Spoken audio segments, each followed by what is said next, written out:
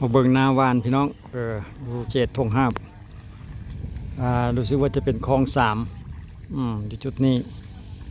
เดี๋ยวมาเจอกันกับรถไทยรุ่นหน้าตาแปลกๆอีกคันหนึ่ง ที่เราเห็นเพิ่นไทยหน้ามือก่อนนั่นพี่น้องวันนี้เพิ่นปั่นแล้วละมาบ่ทันเพิ่นปั่นมื้อนี้เพิ่นปิดติดตู้ปั่นมาแต่มาเจอแต่ว่าเพิ่นวานเข้าเดี๋ยวเบิ่งอันแนวเข้าเพิ่นก่อนพี่น้องว่าเพิ่นวานเข้าลักษณะใดโอ้เป็นนอมันคือว่าสีแดงๆก็มีเคลือบน้ำยาเคลือบน้ำ โอ้น้ำยาพุ่นนะมาจากไทยนี่ปาดโถละเอียดขนาด มะลิ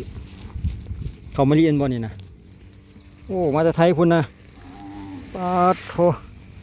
เพิ่นเอาไปบ่มจนแตกนอแล้วพี่น้องแล้วจังเอามาวานแล้วก็เวลาวานนี่ก็ได้วานแช่น้ำอีกคืนนึงแม่นบ่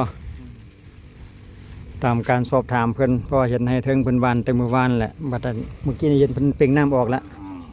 แสดงว่าเพิ่นบ่มน้ำอีกคืนนึงขนาดแตกน้อยแล้วเพิ่นก็ยังบ่มน้ำอีกคืนนึงแล้วจังค่อยปล่อยน้ำออกโอ้เตรียมงานไม่ไปพร้อม กระสันมันสิลงแล้วได้เนาะโอ้เบิ่งแม่กันเฮานี่ย่ามันไปเต็งกันเลยบ่จักนี่นะต้องได้ชำนาญความจำได้ว่าแล้วใดเพราะว่ามันบ่เห็นหูงเด้ว่านลงใส่น้ำเนาะดีฟิตไปนี่แหละเราเฮ็ดคักแท้ไปฮอดแล้วมันก็ปักปักหญ้าไว้ประมาณนี้ก็ไปต่ออีก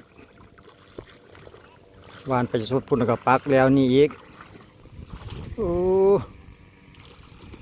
เอาเดี๋ยวเรามาติดตามเบิ่งรถหน้าตาแปลกๆคันนี้อีกเที่ยวหนึ่งก่อนคันที่ว่ามือก่อนนี่เขาเห็นเพื่อนไทยหันเนาะเมื่อกี้นี้ไปสอบถามผู้ดีเจอพอเพื่อนเจ้าของรถคนให้ข้อมูลมาแล้วเพื่อนว่ารถรุ่นนี้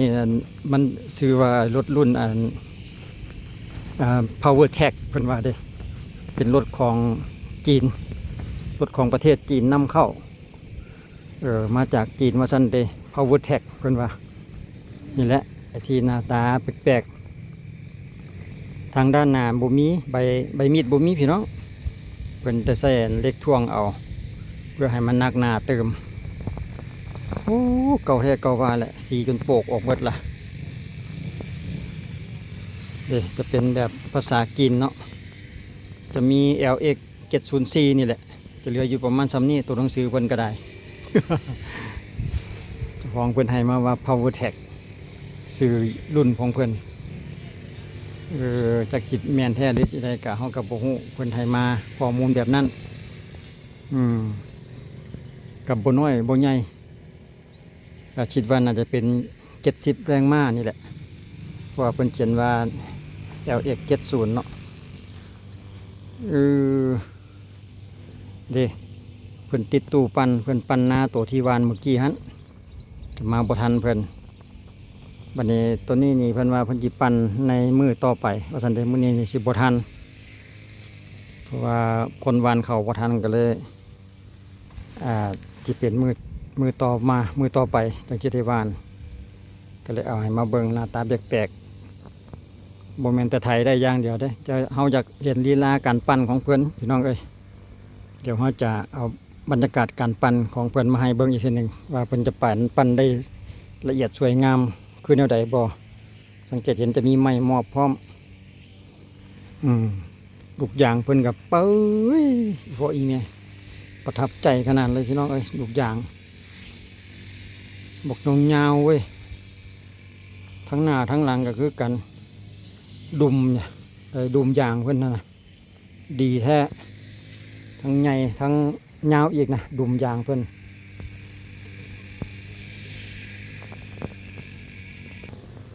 ก็อยู่เฉียดหน้าทงห้าพี่น้องคลองสามจุดนี้ก็อยู่ก็ขึ้นอยู่กับบ้านแจงไทยอยู่สำหรับคลองสามเนี่ยพี่น้องน้ำดีจะเป็นหน้าปีหน้าแซงน้ำดีน้ำสะดวกสำหรับนาเขตทงห้านี่เนาะเด็กสังเกตเบื้องน้ำไหลจ้วนเลยทางด้านนี้เพิ่นก็จะมีแบบเดี๋ยวนี้เพิ่นใช้แบบแบบอัตโนมัติเนาะมีมาด มาดวัดแทกน้ำพี่น้องเด็จะเห็นเดียวเห็นเป็นตัวดำๆเป็นมาดวัดแทกน้ำ ขออภัยหลังจากที่ว่าน้ำมันขาดเนาะน้ำมันขาดแล้วไอ้ตัวดำๆเพิ่งก็จะสั่งงานให้เปิดประตูน้ำมาโดยอัตโนมัติเลยเนาะก็จะมีตัวควบคุมเช็คระดับเป็นว่าเป็นมาดน้ำอันนี้เป็นเฮ็ดแบบกันขโมยเนาะใส่กระแจกันขโมยแถวนี้ขโมยชุมพี่น้องอยู่ทางลาวนี่กับบ่ธรรมดาคือกันจะเฮ็ดอันใดไปน้ำให้น้ำหน้านี่ต้องได้เฮ็ดแบบมาตรฐาน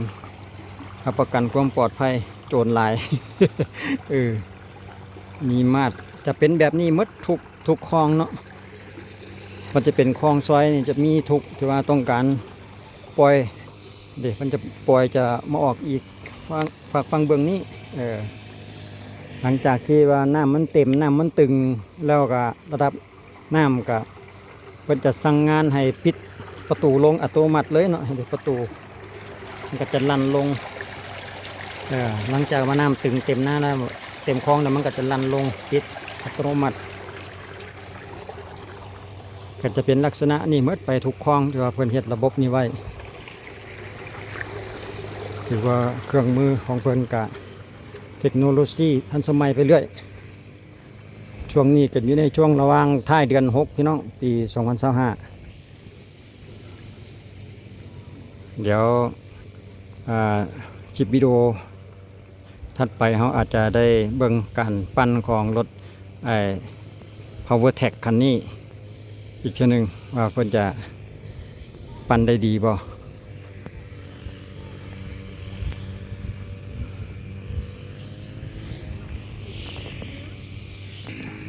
ส่วนอีกฝากฝั่งหนึ่งเพิ่นก็เกี่ยมตัดหญ้าแอนเกี่ยมเพื่อจะทำการปั้นในมือต่อมาว่าท่านเดนาจุดนี้คือกันเพิ่นกำลังเกี่ยมว่าสิให้รถปั้นแล้วก็วานคือกันว่าท่านเดนาจุดนี้เนาะถือว่าโบแมนหน่อยพี่น้องอยู่ในช่วงระหว่างกำลังคุ้นเกี่ยวกับให้กับนาฤดูวานส่วนหลายกับมิตรวานดำนี่จะมีส่วนน้อยคันว่าดำก็ยังมีประเภทที่ว่ารถดำอีกเด้อพี่น้องเดี๋ยวเขาจะเอาภาพบรรยากาศการใส่รถดำมาให้เบิ่งอีกทีหนึ่งถึงเวลาก่อนเนาะเพราะตอนนี้เป็นยังรอเวลาที่จะเอาเขาก้าลงใส่กระแตะเพื่อจะเฮ็ดเป็นรถดำเนาะเดี๋ยวเขาจะติดตามไปอีกในระยะหนึ่งว่าเป็นจะดำในมือใดเดี๋ยวเขาจะเอาบรรยากาศการดำของเครื่องจักรมาให้รับชมกันอีกทีหนึ่ง